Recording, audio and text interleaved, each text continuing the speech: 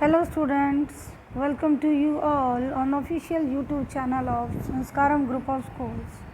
Student, today we are going to study our Geography Chapter 7, the Lifeline of the National Economy, Part 2.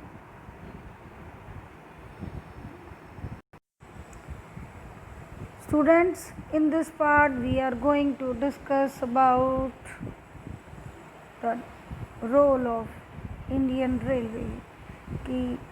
What are the advantages of Indian Railway and what is the role of Indian Railway in the development of Indian economy.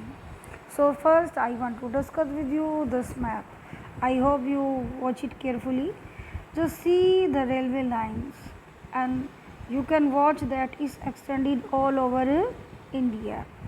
So student, if you watch it from Jammu to Kanyakumari and Gujarat to Assam, there is a network of railway lines. So Indian Railway is the largest railway network, one of the largest railway network in the world. And students, to ease the work of this department, Indian Railway divided into 18 zones. So first, before to going the discuss of the advantages and existence of Indian Railway network, I want to show you the divisions of Indian Railway zone. Students, you can see here the railway zones and their headquarters. This is the list because I am giving you for the NTSC. आपको किसी भी railway zone का headquarter पूछ लिया जाता है question के अंदर, तो पहले स्टूडेंट 1972 से पहले ये हमारे 16 रेलवे जोन थे. 1917 में कोलकाता जो मेट्रो है इसको एक इंडिपेंडेंट जोन माना गया, फिर 17 रेलवे जोन हो गए और 18th रेलवे जोन जो अभी साउदर्न कोस्ट रेलवे बनाया गया है जिसका हेडक्वार्टर रखा गया है विशाखापट्टनम. लेकिन इसके अलावा आप इस पुरानी लिस्ट में सभी रेलवे जोन देख सकते हैं. Central railway, eastern railway, northern, north eastern, north east frontier, southern, southern central, southern eastern, western, east central railway, east coast railway, northern central railway, north western railway, south east central railway and south western railway and west central railway. और अभी हमारे पास एक और आ गया है southern coast railway जिसका हेडक्वार्टर है विशाखापट्टनम. और एक मैंने आपको बताया कोलकाता मेट्रो जिसको इंडिपेंडेंट जोन डिक्लेयर किया गया था 1972 में. तो ये हमारे रेलवे जोन है जिसके अकॉर्डिंग जो रेलवे जो हमारा वर्क है वो डिवीज़न में डिस्ट्रीब्यूट है. और जो इतना बड़ा जो हमारा विशाल देश है जिसके अंदर रेलवे जो नेटवर्क है उसका जो ऑर्गेनाइजेशन है वो बहुत ही स्मूथली और प्रॉपरली चलता है. ये अपने आप में एक बहुत ही विशाल बात है इस तरह का बड़ा नेटवर्क ऑर्गेनाइज कर. स्टूडेंट, अब हम आ जाते हैं अपनी स्टडी के ऊपर रेलवे कि what is the role of railways in the development of Indian economy, कि किस तरह का हमारा रेलवे फंक्शनिंग है. टोटल हम उसके बारे में डिस्कस करेंगे इसके अंदर. Railways are the principal mode of transportation for freight and passengers in India. माल ढुलाई के लिए, यात्रियों की ढुलाई के लिए सबसे जो मेन साधन है भारत में वो क्या है? रेलवे है.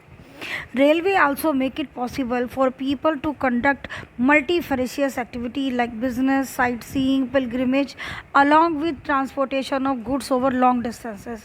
रेलवे यात्रियों को ढोने के अलावा कुछ दूसरी सुविधाएं भी प्रदान करता है, जैसे बिजनेस टूर हो गए या लोगों को कहीं पर जाना है, टूरिज़्म के लिए जाना है या तीर्थ यात्रा के लिए जाना है, तो लॉन्ग डिस्टेंस के लिए प्रॉपर सर्विस उपलब्ध कराता है रेलवे. इसके लिए आपको पूरा का पूरा जो वैगन है वो बुक करना पड़ता है.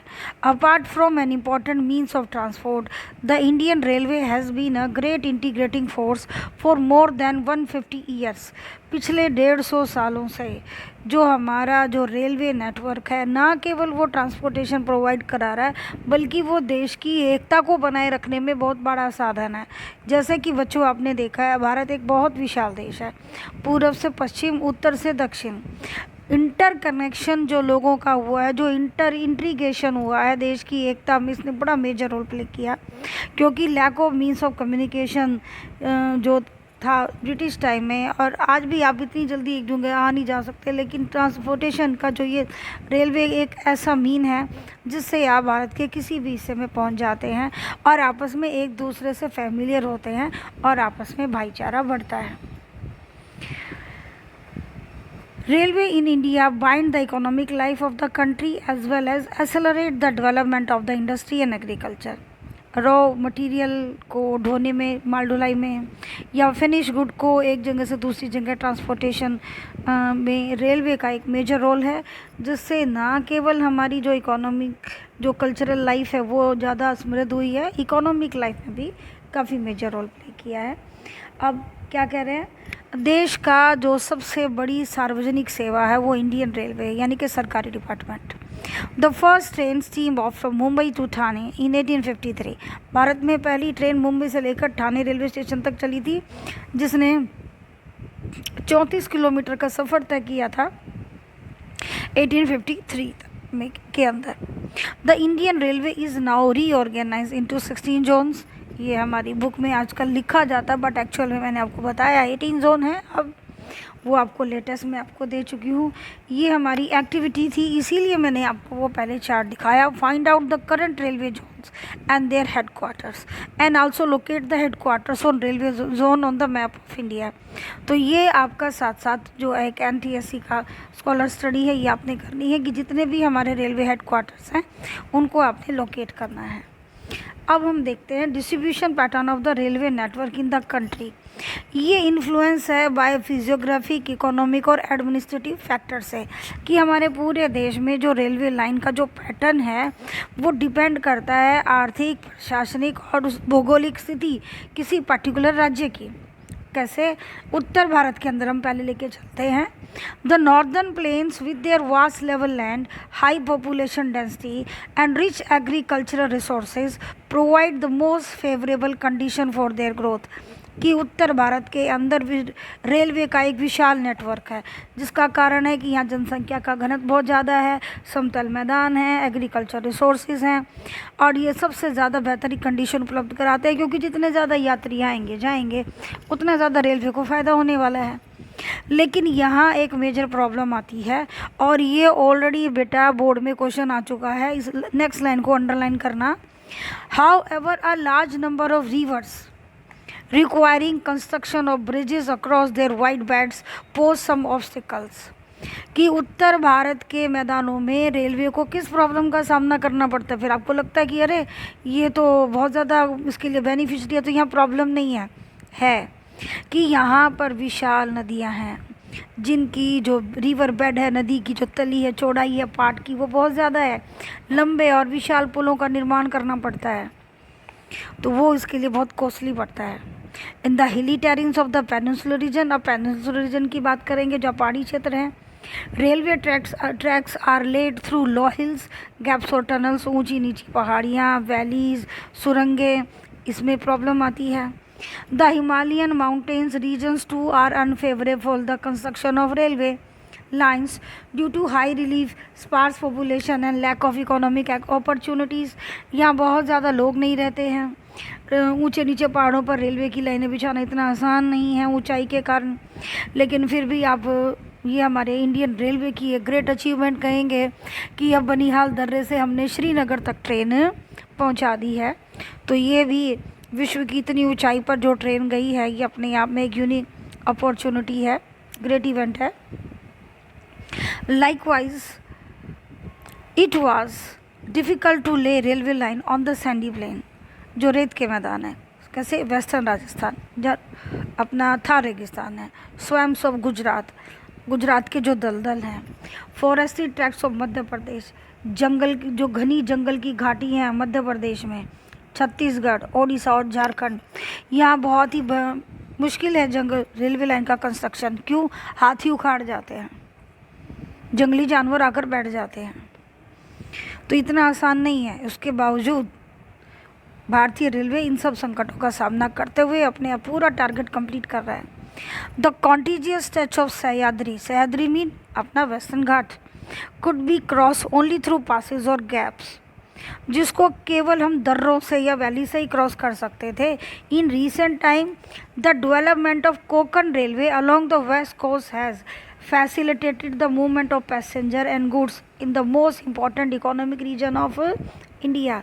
अब कोंकण रेलवे जो हमारा एक नया जोन जो बना है वेस्ट कोस्ट का, उसके अंदर जो ऊंची नीची गहरी घाटियों से जो रेलवे ट्रैक का निर्माण है, अब केरला तक आपका इस रीजन में पहुंचना आसान हो गया है। इस एरिया की जो आर्थिक हम कह सकते हैं जो विकास है उसको और ज़्यादा तीव्रता मिली है, क्योंकि पहले आप ट्रेन रूट से अगर वेस्टर्न घाट के वेस्ट से यानी कि अरेबियन सी और वेस्टर्न घाट के बीच जो हमारा वेस्टर्न कोस्टल प्लेन है, यहाँ Vasco D gamma last station होता था, अभी आप केरला तक जा सकते हैं। और ये अपने आप में एक बहुत बड़ा चैलेंज था इंडियन रेलवे के सामने। Now they competed. It has also faced a number of problems. रेलवे को और क्या प्रॉब्लम होती है? Sinking of track in some stretches and landslides.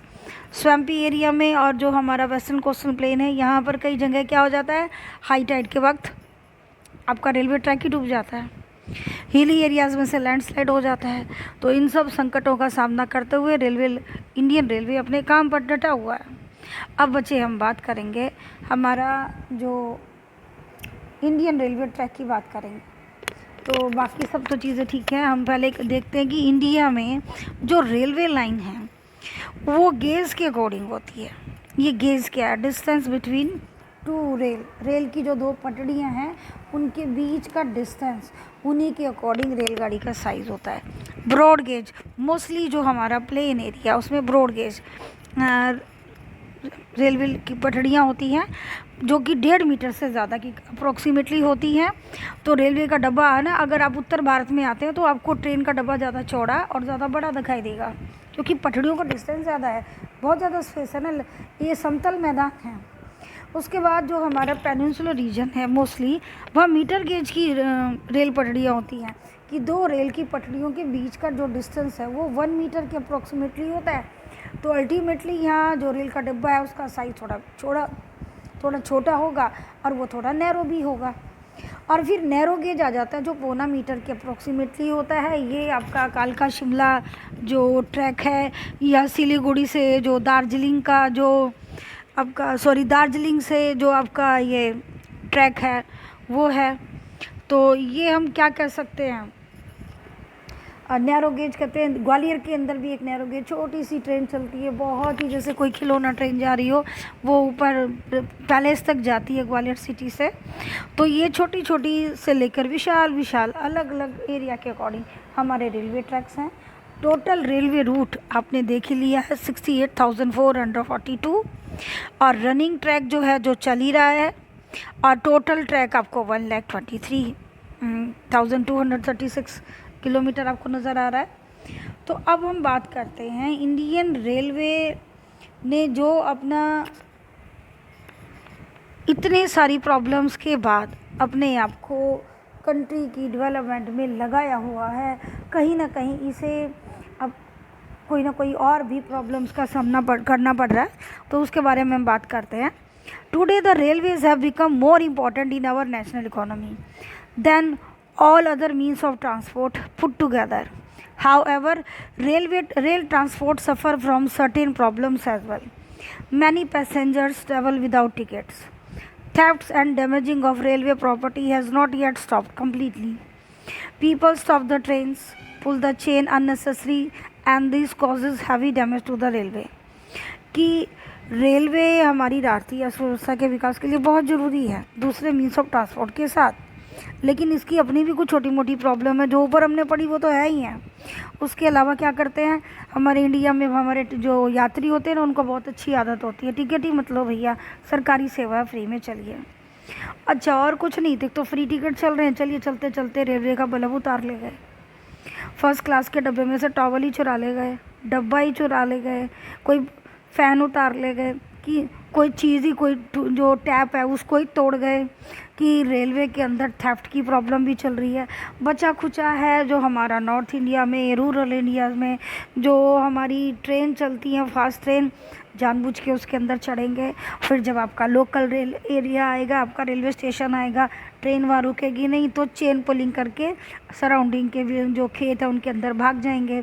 इससे क्या होता है, जो रेलवे की जो पर्टिकुलर ट्रेन है वो अपने टाइम पर अपने डेस्टिनेशन तक नहीं पहुंच पाती है, और जितना उसका इकोनॉमी के अंदर रोल होता है वो नहीं हो पाता है। तो अल्टीमेटली क्या है, नुकसान है ना इसके अंदर। ठीक है, तो इससे देश को भी और रेलवे को भी काफ़ी नुकसान होता है। Think over it and how we can help our railways in running as per the schedule time. कि जब हम लोग अपना काम टाइम पर करेंगे और ये सब चीज़ें नहीं करेंगे, चेन पुलिंग और एट्सेट्रा, तो क्या होगा, सब कुछ अपने आप टाइम पर चलने वाला है। अब हमारे पास next land means of transport आ जाता है पाइपलाइंस। आपके लिए मुझे लगता है ये नया शब्द होगा। पाइपलाइन आपको ट्रांसपोर्टेशन में, तो आप देखेंगे कि बचपन से आपके घरों में जो वाटर टैप में जो पानी आ रहा है वो कहाँ से आ रहा है, पाइपलाइन से तो आ रहा है। आपके घरों की जो टॉयलेट्स हैं, नालियाँ हैं, उसका पानी दूर तक गंदे नाले तक कौन ले जाता है, सीवेज से, वो भी तो पाइपलाइन ही है। तो ये इसका पुराना तरीका था कि मोस्टली हम पाइपलाइन को यूज़ करते थे वाटर्स के लिए, वाटर सप्लाई और सैनिटेशन के लिए। लेकिन अभी जो पाइपलाइन नेटवर्क है उसका हम यूज़ कर रहे हैं इंडस्ट्रीज़ में, मोस्टली गैस पेट्रोलियम प्रोडक्ट्स को एक जगह से दूसरी जगह ले जाने के लिए। बट इसके साथ साथ जो हमारे मिनरल्स जो माइंस हैं वहाँ से जो मिनरल की जो हमारी स्मेल्टिंग जो फैक्ट्रीज़ हैं, बिग प्लांट्स हैं, वहाँ तक मिनरल को स्लरी के रूप में यानी कि कीचड़ के रूप में, कि आपने आयरन ओर या जो एल्यूमिनियम ओर है वो बॉक्साइट वगैरह जो निकाला उसको क्रशर से क्रश किया, उसके अंदर पानी मिलाया जाता है और उसको प्रेशर के थ्रू पाइपलाइन में भेज दिया जाता है, और वो कहाँ तक जाता है, प्लांट तक। बीच में देयर इज़ नो ट्रांसपोर्टेशन। अब लैंड पे कुछ भी होता रहे, कोई भी टेम्परेचर होता रहे, बिना किसी रुकावट के आपका जो रॉ मटेरियल है वो पहुंच जाता है रिफाइनरी तक और प्लांट तक। तो इसका फ़ायदा क्या होता है बच्चे, इसका फ़ायदा ये होता है कि जो हॉलेज जो हमारा लॉस है वो रुक जाता है, क्योंकि पेट्रोलियम प्रोडक्ट्स हैं और जो गैस प्रोडक्ट्स हैं क्या होता है, वो गर्मी की वजह से क्या होता है, भाप बनकर उड़ जाता है, काफ़ी सारा नुकसान होता है इसमें। पाइपलाइन की वजह से वो सब रुक जाता है। तो ये एक नया मोड ऑफ ट्रांसपोर्ट नेटवर्क है। अब हम इसके बारे में डिस्कस करते हैं। Pipeline transport network is a new arrival on the transportation map of India. In the past, these were used to transport water to cities and industries. Now, these are used for transporting crude oil, petroleum products, and natural gas from oil and natural gas fields to refineries, fertilizer factories, and big thermal power plants. Fertiliser factory में भी बेटा gas की और oil की use पड़ती है ज़रूरत। Solids can be transported through a pipeline when converted into slurry. Slurry का मतलब कीचड़ type. For the far inland locations of refineries like Baroni, Mathura, Panipat, and gas-based fertilizer plants could be thought of only because of pipelines. कि inland जो हमारी oil refineries हैं वो just because of pipeline he possible हो पाई हैं। Initial cost of laying pipeline is high but subsequent running costs are minimal. This is the major advantage of this mode of network. कि शुरू में जब हम pipeline बिछाते हैं तो हमें लगता है ये तो बहुत खर्चीली प्रक्रिया है। जैसे जैसे समय बीतता चला जाता है क्या होता है, वो अपनी कोर्स कंप्लीट कर लेता है, उसके बाद तो वो फ्री हो गया।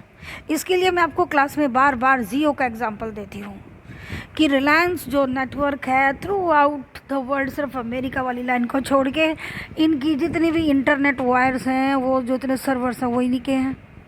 सदियों से इन्होंने वो बिछा रखे कई सालों से। तो उससे क्या है, अब इनकी वो वायर इनके सर्वर में डाटा भरा पड़ा है, उनके लिए वो वेस्टेज इनका कौन सा काम आना है। तो चलिए एक सर्विस बना देते हैं कि टॉक टाइम क्या करते हैं, ये आपको लगता है नेट का पैसा ले रहे हैं, टॉक टाइम फ्री है, उल्टा है, ये आपको नेट फ्री दे रहे हैं, टॉक टाइम का पैसा ले रहे हैं, क्योंकि नेट की वायर तो इनको ऑलरेडी बिछी पड़ी हैं और उसका पैसा तो ये वसूल चुके हैं। नाउ दीज आर फ्री, तो अब इनके लिए वो उनका कोई वैल्यू तो है, मतलब कि उनका कोई खर्चा तो आ ही नहीं रहा ना, अपना ही माल फ्री में पड़ा है, वो उठा रहे हैं, वो इनके लिए कोई डंपिंग यार्ड ही तो है, वहाँ से आपको डाटा प्रोवाइड करा देते हैं। चलिए सर्वर आपको उपलब्ध है, ठीक है जी, थोड़ी बहुत तो बात करेंगे, उसका कुत्ता पैसा दे दो, तो अल्टीमेटली आपकी इंडस्ट्री चालू है। तो इस तरह से पाइपलाइन क्या करती है कि वो आपके लिए शुरू में जब आप उसको लगाते हैं तो लगता है बड़ा खर्चा है, लेकिन धीरे धीरे जब उसकी वैल्यू कंप्लीट हो जाती है उसके बाद वो फ्री सर्विस ही तो देती है। तो इसका मतलब आपकी ट्रांसपोर्टेशन कॉस्ट हो गई मिनिमल। और इसका दूसरा एडवांटेज क्या है जो मैं आपसे पहले डिस्कस कर चुकी, it rules out transshipment losses और डिलेज। जो शिपमेंट के अंदर, जो ट्रांसपोर्टेशन के अंदर जो चीज़ें सूखती हैं या उड़ती हैं वो बच जाती हैं। सो अब हम इंडियन की मेजर ट्रांसपोर्टेशन जो पाइपलाइन है उसकी बात करेंगे। There are 3 important networks of pipeline transportation in the country, from oil field in upper Assam to Kanpur, Uttar Pradesh में है ये, आसाम से कानपुर तक। ये गुवाहाटी, बरौनी और इलाहाबाद होती हुई आती है। It branches from Barauni to Haldia, नीचे एक ब्रांचेस की हल्दिया चली जाती है वाया राजबन, और Rajban to Murigram and Guwahati to Siliguri.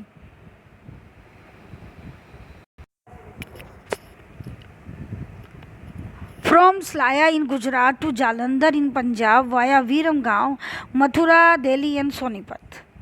Gujarat से जालंधर आती है जो वीरमगांव, मथुरा, दिल्ली और सोनीपत जो हमारी रिफाइनरी है वहाँ तक सप्लाई करती है। It has branches to connect Koyali near Vadodara Gujarat, Chaksu and other places, कि इसकी ब्रांचेस भी स्लाइड में चली जाती हैं। और तीसरी है हमारी gas pipeline from Hazira in Gujarat connect Jagdishpur in Uttar प्रदेश।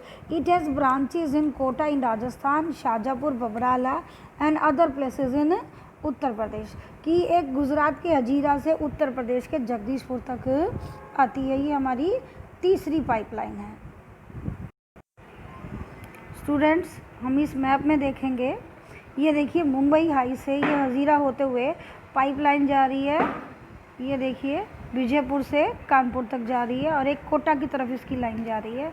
दूसरी सलाया से मथुरा होते दिल्ली जा रही है कोटा होते हुए, और एक आ रही है ये दिग्बोई आसाम से, देखिए गुवाहाटी होते हुए बरौनी, बरौनी से नीचे हल्दिया जाती है, वहाँ से हल्दिया और कानपुर।